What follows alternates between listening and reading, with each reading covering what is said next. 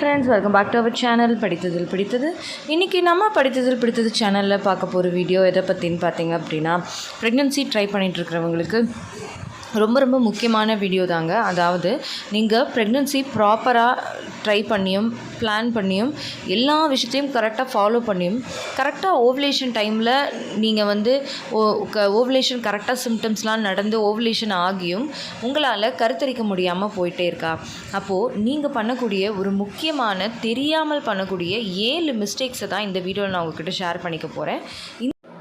So நீங்கள் இவ்வளோ வருஷம் ப்ரெக்னென்சி ட்ரை பண்ணியும் உங்களுக்கு அது ஓகே ஆகாமல் போகிறதுக்கு நீங்கள் தெரியாமல் பண்ணிகிட்ருக்கக்கூடிய இந்த 7 விஷயங்கள் கூட காரணமாக இருக்கலாம்.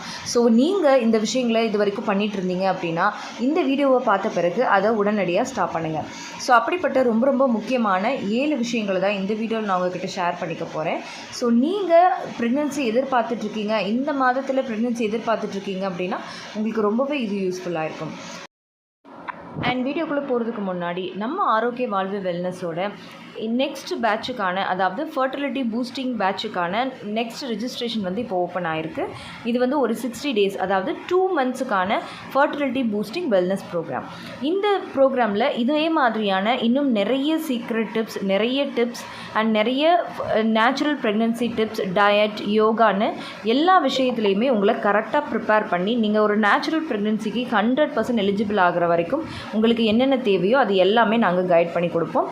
அண்ட் வந்து பார்த்தீங்க அப்படின்னா நீங்கள் ஒரு ட்ரீட்மெண்ட் போகிறீங்க அப்படின்னாலுமே இந்த ப்ரிப்பரேஷன் உங்களுக்கு ரொம்பவே ஹெல்ப்ஃபுல்லாக இருக்கும். ஸோ நம்மளோட நெக்ஸ்ட் ஏப்ரல் பேட்சில் நீங்கள் ஜாயின் பண்ணிக்கணும்னு நினைக்கிறீங்க அப்படின்னா ஸ்க்ரீனில் தெரிகிற வாட்ஸ்அப் நம்பரை காண்டாக்ட் பண்ணி உடனே ரெஜிஸ்ட்ரேஷன் பண்ணிக்கோங்க. தேங்க்யூ. ஓகே ஃப்ரெண்ட்ஸ், நீங்கள் தெரியாமல் பண்ணிகிட்ருக்கக்கூடிய அந்த 7 மிஸ்டேக்ஸ் என்ன அப்படிங்கிறத நான் உங்ககிட்ட இப்போ 1 by 1 ஷேர் பண்ணுறேன். ஃபர்ஸ்ட் மிஸ்டேக் என்ன அப்படின்னு பார்த்தீங்கன்னா, ஓவலேஷனுக்கு பிறகு சில லேடிஸோட கை கால்களில் பார்த்தீங்க அப்படின்னா ரொம்ப சில்லுன்னு இருக்கும். அதுக்கு என்ன சொல்லுவாங்க அப்படின்னு பார்த்தீங்கன்னா கோல்டு ஃபீட் அப்படின்னு சொல்லுவாங்க. அதாவது கால்கள் வந்து ரொம்ப சில்லுன்னு இருக்கிறது. அப்படி இருக்குது அப்படின்னா அதுக்கு என்ன காரணம் அப்படின்னு பார்த்தீங்க அப்படின்னா உங்களோட யுட்ரஸுமே ரொம்ப கோல்டாக இருக்குது, அதாவது ரொம்ப சில்லுன்னு இருக்குது அப்படின்னு அர்த்தம்.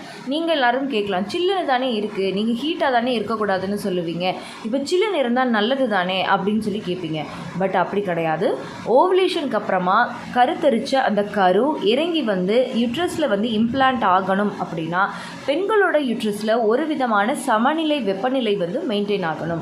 அதாவது ரொம்ப ஹீட்டாகவும் இருக்கக்கூடாது, ரொம்ப கோல்டாகவும் இருக்கக்கூடாது, மாடரேட்டான ஒரு வெப்பநிலை வந்து மெயின்டைன் ஆகணும். ஸோ அதனால தான் நீங்கள் பார்த்தீங்க அப்படின்னா இப்போ IVF ட்ரீட்மெண்ட்லாம் அந்த இன்குபேஷனில் வச்சு கருத்தரித்த பிறகு அதை ஒரு சரியான டெம்பரேச்சரில் மெயின்டைன் பண்ணுவாங்க. ஸோ அதை தான் ஊம் டெம்பரேச்சர் அப்படின்னு சொல்லுவாங்க. ஸோ அந்த டெம்பரேச்சரை நீங்கள் மெயின்டைன் பண்ணணும் கண்டிப்பாக. ஸோ அதனால் அந்த டைமில் நீங்கள் ரொம்ப குளிர்ச்சி, நான் வந்து இப்படி பாடி ஹீட்டை வந்து மெயின்டைன் பண்ணுறேன், பாடி ஹீட்டை வந்து குறைக்கிறேங்கிற பேரில் ரொம்ப கோல்டு ஃபீட்டடாகவும் நீங்கள் இருக்கக்கூடாது. ஏன்னா நம்ம ஏன் வந்து இந்த ஃபீட்டை வச்சு நம்ம கண்டுபிடிக்கிறோன்னு பார்த்தீங்கன்னா பெண்களோட யுட்ரஸுக்கு தேவையான அந்த புள்ளிகள், அதாவது இந்த அக்யூப்ரெஷர் பாயிண்ட்ஸ் எல்லாமே பெண்களோட பாதத்தில் தான் இருக்குது. ஸோ அந்த ஃபீட்டில் தான் இருக்குது. அதனால தான் பெண்களை வந்து ஏன் மெட்டி அணியணும், கொலுசு போடணும்னு சொல்கிறாங்க அப்படின்னா அந்த யுட்ரஸுக்கான பாயிண்ட்ஸ் எல்லாமே வந்து காலில் தான் இருக்குது. ஸோ அதனால் இப்போ உங்களுக்கு புரிஞ்சிருக்கும்னு நினைக்கிறேன். ஸோ நீங்கள் ஒரு வேளை இந்த மாதிரி மிஸ்டேக் பண்ணிகிட்டு இருந்தீங்கன்னா உடனே ஸ்டாப் பண்ணுங்கள்.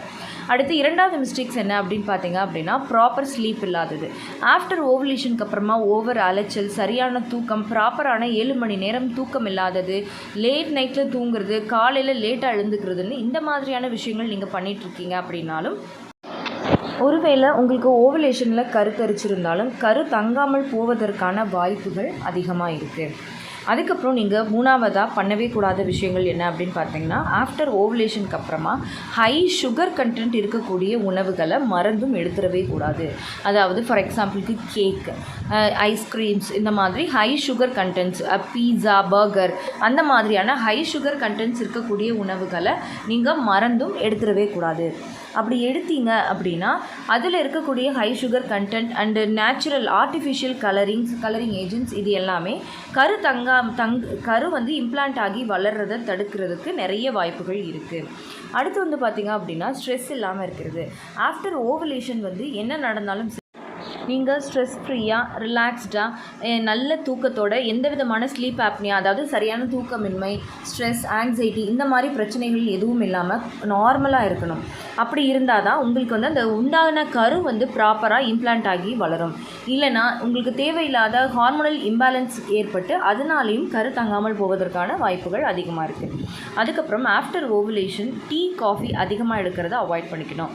கஃபைன் அதிகமாக இருக்கக்கூடிய பொருட்களை நீங்கள் அதிகமாக எடுக்கும்போதும் இம்ப்ளான்டேஷன் ப்ராப்பராக நடக்காமல் போகிறதுக்கான வாய்ப்புகள் அதிகமாக இருக்குது.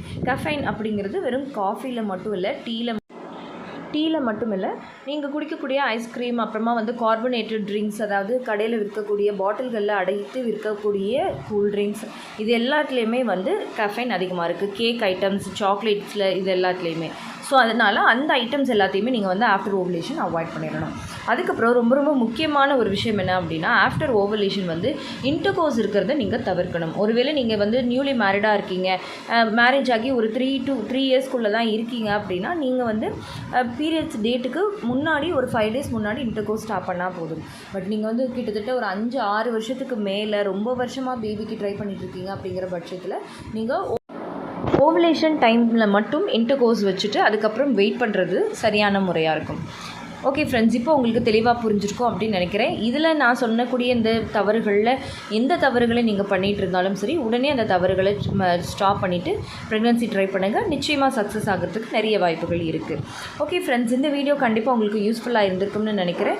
இந்த வீடியோ உங்களுக்கு யூஸ்ஃபுல்லாக இருந்திருந்தால் மறக்காமல் லைக் பண்ணுங்கள், கமெண்ட் பண்ணுங்கள். உங்கள் ஃபேமிலி அண்ட் ஃப்ரெண்ட்ஸுக்கும் இந்த வீடியோவை மறக்காமல் ஷேர் பண்ணுங்கள். அப்போ தான் எல்லாருக்குமே ரொம்ப யூஸ்ஃபுல்லாக இருக்கும். அண்ட் நம்ம படித்ததில் பிடித்தது சேனலை இது வரைக்கும் சப்ஸ்கிரைப் பண்ணாமே பார்த்துட்ருக்கீங்க அப்படின்னா மறக்காமல் சப்ஸ்கிரைப் பண்ணிக்கோங்க. தேங்க்யூ.